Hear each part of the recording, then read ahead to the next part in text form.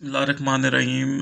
Second year mathematics का हम लोग स्मार्ट सिलेबस डिस्कस कर रहे हैं। और स्मार्ट सिलेबस के अंदर हमने चैप्टर नंबर 7 लास्ट टाइम हमने स्टार्ट किया था।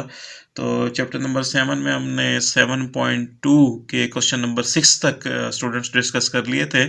तो नेक्स्ट आज हम 7.2 का क्वेश्चन नंबर 7 देखते हैं। क्वेश्चन नंबर 7 से पहले हम एक डेफिनेशन को थोड़ा सा पहले रिवाइज कर लेते हैं। उसके बाद हम क्वेश्चन नंबर 7 को देखते हैं। हमारे पास हमने स्टार्ट वाले लेक्चर में एक डेफिनेशन पढ़ी थी यूनिट वेक्टर की। फ़र्ज़ किया स्टूडेंट्स, हमारे पास v एक वेक्टर है। अगर हमने इसका यूनिट वेक्टर फाइंड आउट करना है तो यूनिट वेक्टर के लिए हमने डिस्कस किया था कि v का जो यूनिट वेक्टर है v हैट से डिनोट किया जाता है। और यूनिट वेक्टर का जो फार्मूला होता है वो वेक्टर और डिवाइडेड बाय मैग्नीट्यूड। किसी भी वेक्टर को अगर हम उसकी मैग्नीट्यूड पर डिवाइड कर दें तो हमारे पास यूनिट वेक्टर आ जाएगा। कोई वेक्टर u है, फ़र्ज़ किया अगर हमने उसका यूनिट वेक्टर निकालना है तो हम उस वेक्टर को उसकी मैग्नीट्यूड पर हम डिवाइड कर देंगे तो हमारे पास यूनिट वेक्टर आ जाएगा। इस यूनिट वेक्टर का जो हमने फार्मूला डिस्कस किया है कि वेक्टर डिवाइडेड बाय मैग्नीट्यूड, यहाँ से हम वेक्टर का भी फार्मूला ड्राइव कर सकते हैं। अगर हमें ये कहा जाए कि हमने एक वेक्टर फाइंड आउट करना है तो जो वेक्टर है ये जो मैग्नीट्यूड है ये उधर जाके मल्टीप्लाई हो जाएगी। तो अगर हमने कोई वेक्टर फाइंड आउट करना है तो ये वेक्टर इक्वल होता है हिज मैग्नीट्यूड और multiply by his unit vector. यानी कि अगर किसी वेक्टर का हमारे पास हमें मैग्नीट्यूड और यूनिट वेक्टर दोनों गिवन है तो उसकी मदद से हम वेक्टर फाइंड आउट कर सकते हैं। क्योंकि हम मैग्नीट्यूड और यूनिट वेक्टर दोनों का प्रोडक्ट ले लें तो हमारे पास वेक्टर आ जाएगा।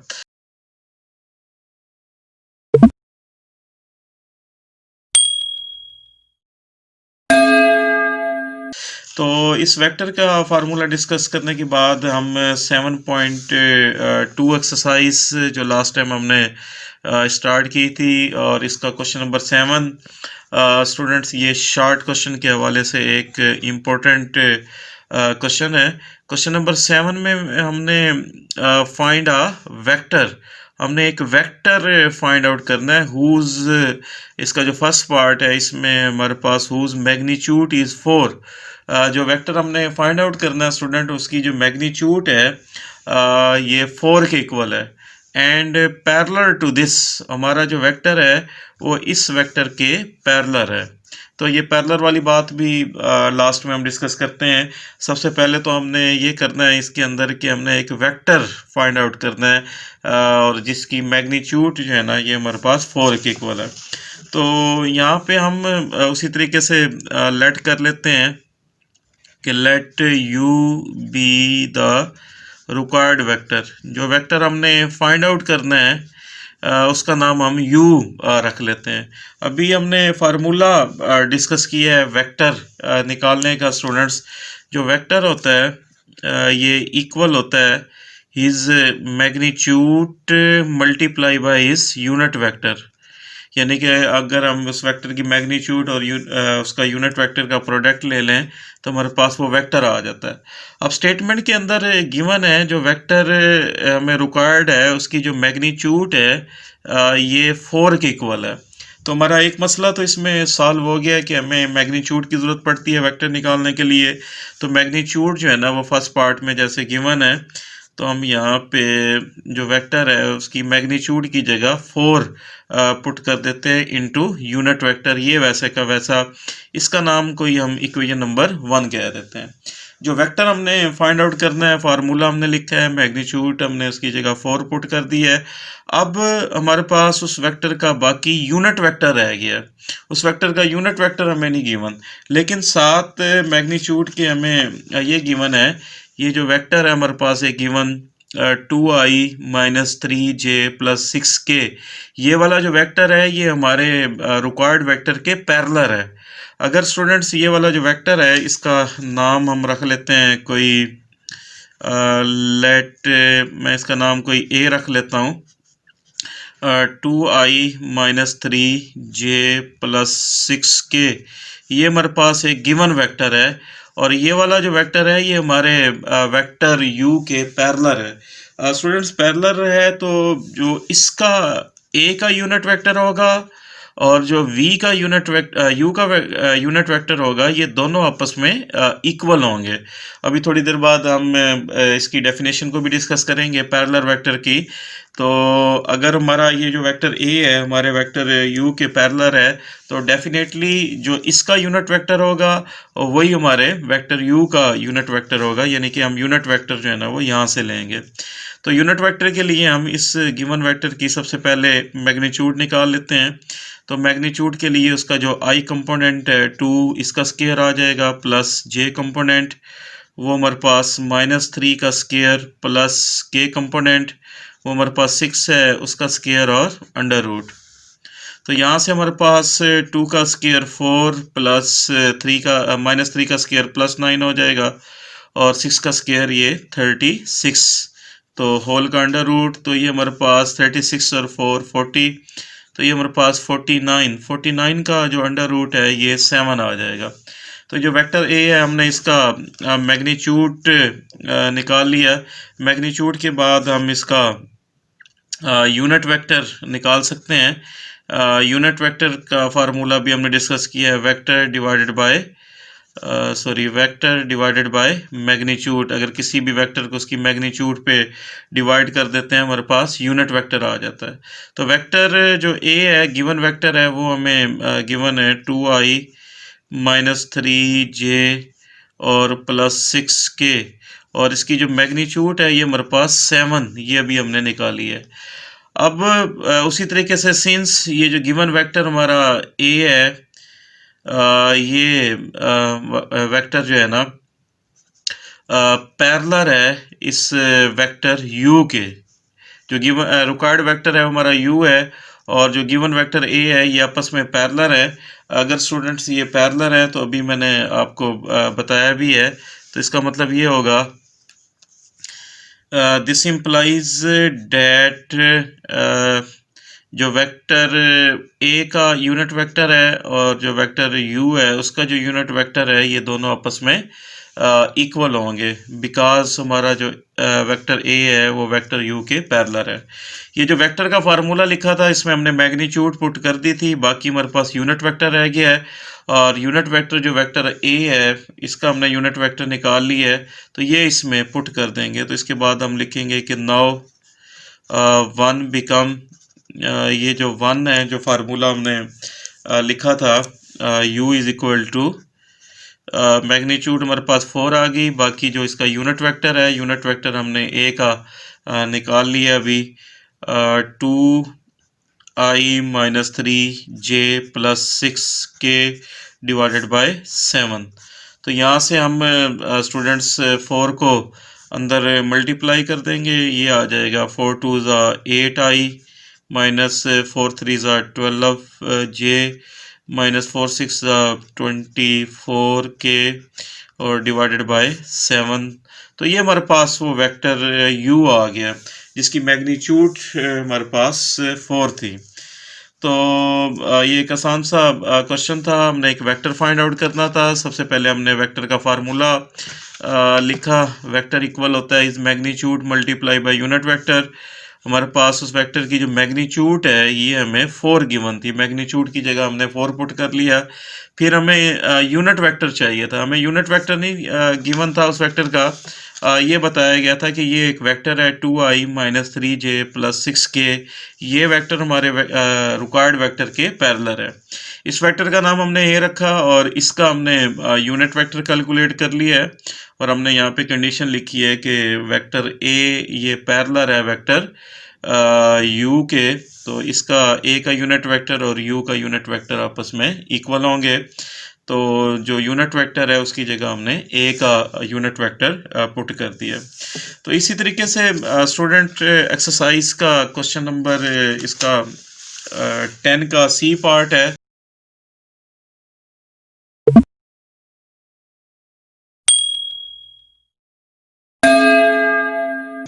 तो ये भी इसी तरीके से है, ये आप कर सकते हैं। इसमें भी कहता है कि फाइंड अ वेक्टर, हमने एक वेक्टर फाइंड आउट करना है ऑफ लेंथ, यानी कि उसकी जो मैग्नीट्यूड है, यानी कि जो लेंथ है ये 5 के इक्वल है in the opposite direction of v, कि हमारा जो वेक्टर रिक्वायर्ड है वो इस v की अपोजिट डायरेक्शन के अंदर है। अगर हमारा वेक्टर इस v की अपोजिट डायरेक्शन के अंदर है स्टूडेंट्स, उसी तरीके से यूनिट वेक्टर तो हमने इस v का निकाल कर उसमें पुट करेंगे, लेकिन साथ हम नेगेटिव लगा देंगे, क्योंकि जो वेक्टर v है ये हमारी वेक्टर के अपोजिट डायरेक्शन के अंदर है। तो सेम यूनिट वेक्टर v का आप पुट करेंगे, लेकिन अपोजिट डायरेक्शन की वजह से आपने साथ माइनस भी लगा देना है। तो ये क्वेश्चन नंबर 10 का आप सी पार्ट जो है वो इसी से रिलेट है, तो ये आप कर सकते हैं।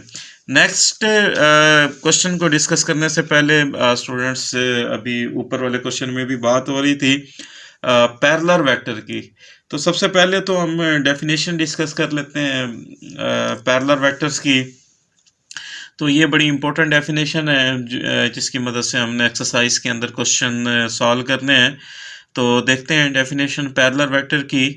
Two non zero vector A and B are said to be parallel. अगर कोई दो हमारे पास नॉन ज़ीरो वेक्टर है, एक वेक्टर ए है और वो एक वेक्टर बी है, वो पैरेलल के लिए हम ये सिंबल भी यूज़ करते हैं। तो इसका मतलब होता है पैरेलल, दो वेक्टर है हमारे पास, ए है और एक बी जो है ना, ये पैरेलल तब होंगे जब हमारे पास ये वाली एक कंडीशन है, अगर ये होल्ड करेगी, यानी कि जो ए है ये इक्वल आ जाए लैम्डा इंटू बी।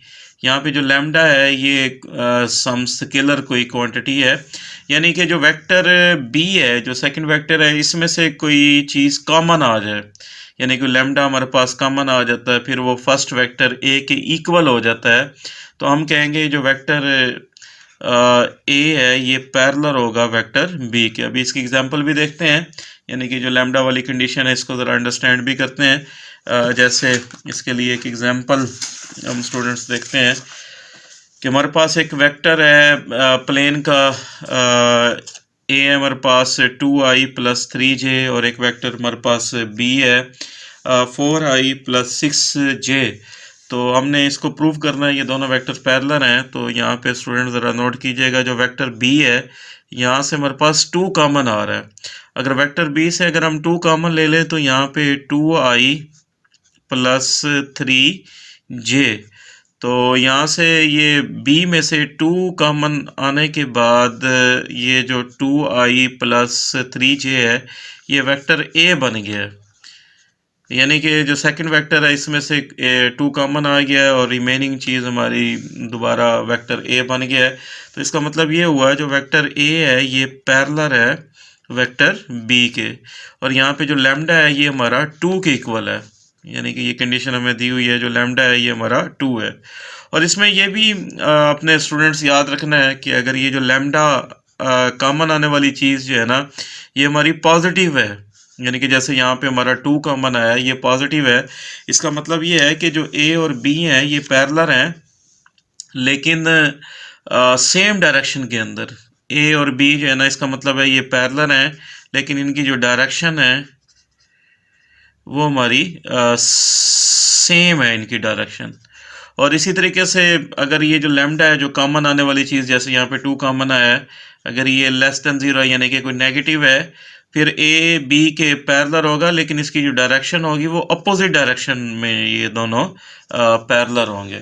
तो ये पहली डेफिनेशन, यानी कि सेकंड वेक्टर में से कोई चीज़ कॉमन आ जाती है, फिर बाकी हमारे पास वो फर्स्ट वेक्टर के इक्वल बन जाता है, तो इसका मतलब ये होगा ये पैरेलल वेक्टर है। तो ये स्टूडेंट पहली डेफिनेशन है पैरेलल वेक्टर की। एक और भी पैरेलल वेक्टर के लिए हम डेफिनेशन यूज़ कर सकते हैं। Two non zero vector A and B are parallel. अगर दो हमारे पास नॉन ज़ीरो वेक्टर हैं ए एंड बी, ये पैरेलल उस वक्त होते हैं जब उन दोनों के यूनिट वेक्टर अगर हम निकालें, अगर दो वेक्टर के यूनिट वेक्टर आपस में इक्वल हो जाते हैं तो तब भी वो दोनों पैरेलल कहलाएंगे। यानी कि अगर आप क्वेश्चन में गिवन हो कि 2 वेक्टर्स हैं, जैसे हमने ऊपर ए एंड बी को डिस्कस किया है, तो अगर हमने ये साबित करना है ये पैरेलल हैं, तो हम इन दोनों के यूनिट वेक्टर कैलकुलेट कर लेंगे। अगर इन दोनों वेक्टर्स के यूनिट वेक्टर एक जैसे आ जाते हैं तो इसका मतलब ये होगा कि ये पैरेलल हैं।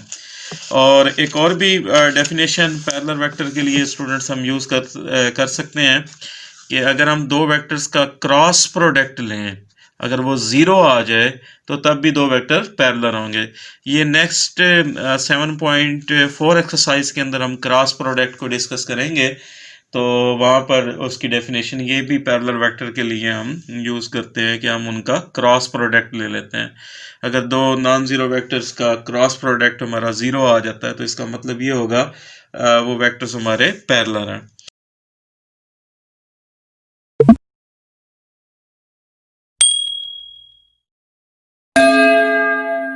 तो स्टूडेंट्स नेक्स्ट पैरेलल वेक्टर की डेफिनेशन को पढ़ने के बाद एक्सरसाइज 7.2 का क्वेश्चन नंबर 10 का बी पार्ट हम देखते हैं। क्वेश्चन नंबर 10 का स्टूडेंट्स बी पार्ट इसमें कहता है कि फाइंड अ कांस्टेंट ए। हमने कांस्टेंट ए की वैल्यू निकालनी है सो डैट वेक्टर, एक वेक्टर हमें वी गिवन है i-2j+3k, और एक वेक्टर हमें w दिया हुआ है ai+9j-12k आर पैरेलल। ये जो वेक्टर्स हैं v एंड w, अगर ये पैरेलल हैं तो फिर हमने कांस्टेंट कोई a की वैल्यू निकालनी है।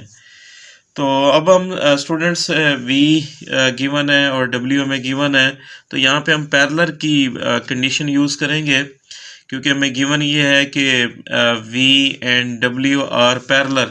तो पैरेलल के लिए अभी स्टूडेंट्स हमने फार्मूला डिस्कस किया है। टू वेक्टर्स हैं, अगर हमारे पास एक v है एक w है, ये पैरेलल उस वक्त होंगे जब हमारा v जो है ना ये इक्वल होगा लैम्डा w के, यानी कि जो w है इसमें से कोई सम लैम्डा स्केलर जो है वो कॉमन आ जाए तो फिर वो वेक्टर v के इक्वल हो जाए, तो तब वो वेक्टर्स हमारे पैरेलल वेक्टर होंगे। This is the definition of parallel vector. तो इसको यूज़ करते हुए हम a की वैल्यू निकालते हैं। तो सबसे पहले तो हमने ये पैरेलल की कंडीशन लिख ली है, तो इसके बाद इसमें वैल्यूज पुट कर देते हैं। वेक्टर v हमारे पास है i-2j+3k is equal to lambda into w, और w भी हमें गिवन है ai+9j-12k। तो यहाँ पे पैरेलल वेक्टर की डेफिनेशन हमने यूज़ की है, तो यहाँ से लैम्डा को अंदर मल्टीप्लाई कर दें लेफ्ट हैंड साइड वैसी की वैसी, i-2j+3k, तो यहाँ से लैम्डा को अंदर हम मल्टीप्लाई करते हैं तो लैम्डा ai, और यहाँ से ये मल्टीप्लाई होगा लैम्डा 9j, और यहाँ से ये मल्टीप्लाई होगा माइनस लैम्डा 12k आ जाएगा। तो ये लैम्डा को हमने अंदर मल्टीप्लाई कर दिया। तो नेक्स्ट स्टूडेंट्स यहाँ पे देखें कि हमारे टू वेक्टर्स हैं और ये आपस में इक्वल हैं। अगर टू वेक्टर्स आपस में इक्वल हों तो हमें इसकी कंपेयरिंग कर लेते हैं। यहाँ से जो इसका आई कंपोनेंट है ये 1 के इक्वल है, और यहाँ से जो आई कंपोनेंट है ये हमारे पास लैम्डा 1 इक्वल है। आई कंपोनेंट आपस में कंपेयर कर लेते हैं, इसका नाम कोई हम इक्वेशन नंबर 1 कह देते हैं, और इसका जो जे कंपोनेंट है यहाँ पे -2 है और यहाँ से हमारे पास 9 लैम्डा है।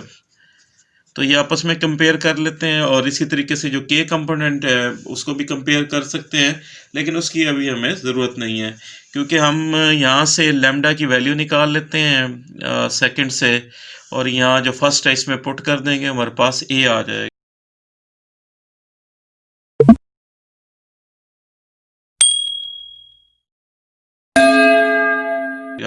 तो यहाँ से अगर हम लैम्डा की वैल्यू निकालें तो 9 इधर आके डिवाइड हो जाएगा, तो -2 divided by 9 is equal to lambda.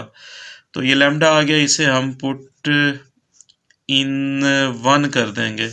तो देखें स्टूडेंट्स जो इक्वेशन नंबर 1 है, 1 इज इक्वल टू लैम्डा की वैल्यू -2/9 आ गई इंटू ए। तो यहाँ से 9 उधर मल्टीप्लाई हो जाएगा, 9 इज इक्वल टू -2a, और -2 इधर आके डिवाइड हो जाएगा, तो a is equal to students हमारे पास 9/2 आ गया।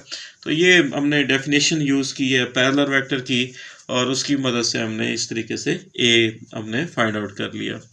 तो ये स्टूडेंट्स आज का हमारा टॉपिक लेक्चर था। आज हमने जो एक्सरसाइज के 7.2 के जितने भी क्वेश्चन थे, ये हमने स्मार्ट सिलेबस वाले डिस्कस कर लिए।